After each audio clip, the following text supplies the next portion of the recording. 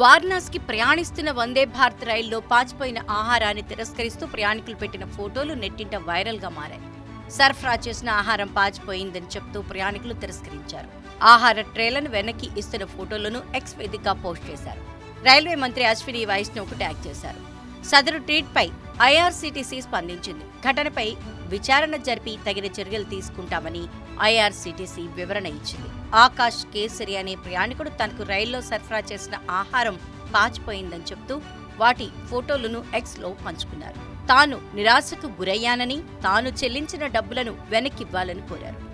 తనకు సరఫరా చేసిన ఫుడ్ పాచిపోయి వాసనొచ్చిందని, అమ్మకందారులు వందే భారత్ బ్రాండ్ పేరును చెడగొడుతున్నారని సదరు ప్రయాణికుడు ట్వీట్ చేశారు. దీనిపై ఫిర్యాదు నమోదు చేసిన ఐఆర్సీటీసీ ప్యాసింజర్కు క్షమాపణ చెప్పింది. తప్పిదాన్ని సీరియస్గా పరిగణించి ఆహార సరఫరాదారుకు జరిమానా విధిస్తామంది. పర్యవేక్షణను మరింత కఠినం చేస్తామంది. ఈ ఘటనపై ఓ నెటిజన్ స్పందిస్తూ రాజధాని రైల్లో తనకు ఇలాగే జరిగిందని చెప్పారు.